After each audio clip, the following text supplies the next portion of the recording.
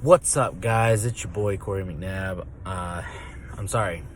I gotta apologize. I missed yesterday's video. All right, get this one out today. So here's what I've been learning. So I finished Richest Man in Babylon. I started reading The Psychology of Money.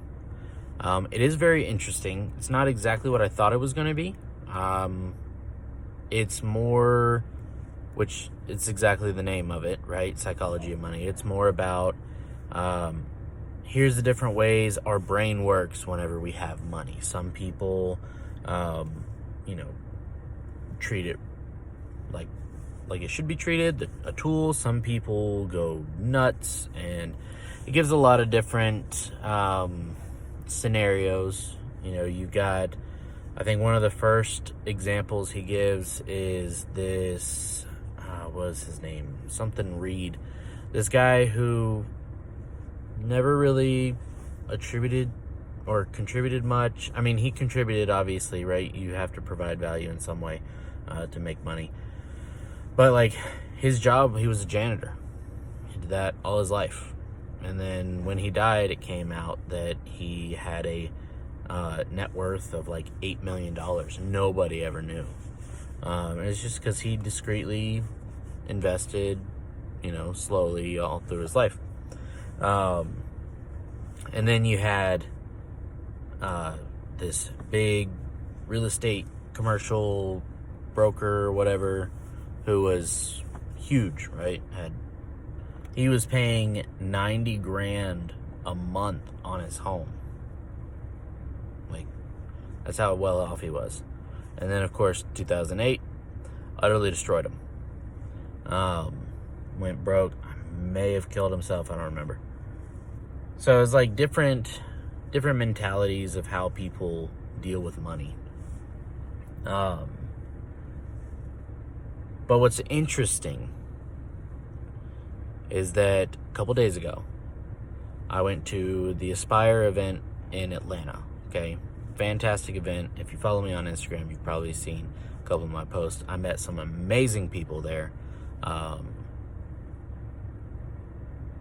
But one of the things that I learned from that event was actually from Andrew Cordell, and his presentation basically broke down that money is a game. And in that game, there's two teams. You have the contributors and you have the creators. Okay? There's not neither side is right or wrong. It's just what they are, right? And it's how things work. So the contributors, unfortunately, the rules of the game that they're playing by keep them broke, right? But here's the problem, is that like 99% of people are playing by the contributors' rules. And I've noticed that after hearing his speech and how we view money, how we think it works, all that stuff. Like, this Psychology of Money is basically reinforcing those rules. So I think I'm looking at this book more so, I'm not far into it. I think I'm like 3 chapters in. I'm reading this book more as like introspection into how we as contributors, how our brains work when it comes to money. And not so much taking what it's saying as the absolute truth and this is how it has to be done. Because apparently everything we think about money and how it works and the rules around money, creators do the exact opposite, right? So whereas we like to have deductions and all that stuff when it comes to tax time and all that, they don't. The creators don't want deductions, but that's because how they've structured their money flow is totally different. Instead of a bank account or whatever, their money's going into tax-free accounts, and within those accounts they're Maybe opening LLCs in those, accounts, and then growing money that way, and all that stuff. And they talked about a little bit about Peter Thiel, and just this one article debunked a few myths that we have of money. One of those, right? It takes money to make money. That's a common thing we hear. The problem with that is that apparently Peter Thiel in 1999 opened a Roth IRA and contributed $2,000. And then proceeded to grow that $2,000 contribution to his IRA up to $3 billion in the span of, I think it was like 3 or 4 years. That's insane. So, I mean, yes, in a sense, it takes money to make money if, like, you only need, like, $2,000.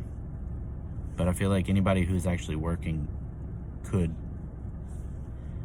fund $2,000, right? Now, that was 1999. Obviously, the contribution in Roths are up now because they increase a little bit over every year. But it doesn't take that much money. Not what we've been told. The other myth, just with that, is first off, that was like 4 years, 3 or 4 years. We believe it takes a long time to grow money. Apparently not when you do it the right way. And then, making multiple contributions. Oh, you got to put in more to grow it. That's what we're told. But this dude just contributed once. Contributed. You know what I'm trying to say. So, really opened my eyes to some things, and kind of is going along with. Now, let me say this. I don't know if my thinking, if it's just coincidence that I'm starting to learn these things, if my eyes are opening and I'm seeing new things, or if my current thinking is creating the opportunities to learn these things that go along with my thinking, if that makes sense. I mean, it's basically the same things, just like, I'm not sure, is it the chicken or the egg, right? So, regardless, some crazy stuff. I got a shout out. The second time I've done it. Shout out my boy Bradley Lewis. He's the one who. Actually, I got to shout out a couple people. So Bradley Lewis is the one who told me about Aspire and recommended that I go. So I appreciate you, brother, because I did learn a lot, met some great people. But I also have to shout out Juliet. I'm sorry, Juliet, if I'm messing this up. I think it's Juliet Matthews. Regardless, Juliet, you know who you are. Thank you. If it wasn't for your post on Facebook, I would have missed it. So, thank you. That being said, guys, I've got to run into the store, get some food. We're about to have a cold snap. So if you're in this area in North Georgia, everybody's freaking out over the snowstorm or whatever. I don't see any snow yet. I'll believe it when I see it. But, guys, if you're dealing with extreme weather, please be safe, especially you out there in California. Jada, hope you're safe. Guys, be safe this week. I'll try and get another one out tomorrow, and I'll try and get back on a daily video of what I'm learning. It's helping keep me accountable, and I hope it's helping you. So, look forward to it. There's going to be a lot of changes this year. It's going to be great, especially when you hit that subscribe button and keep up to date with what's going on. Comment. Tell me what you're learning, right? I want to connect. I'm not just making these videos, to hopefully make money. Like, I'm making these videos to keep myself accountable. I'm making these videos. Obviously, making money would be a nice thing, but making these videos to, build a network, right? So, guys, reach out. If you see this and you're like, hey, I like this guy. I like what he's doing. Let's connect. Okay. put it in the comment. Find me on Facebook. Find me on Instagram. Hit me up. Let's chat. Let's get to know each other. And let's do deals.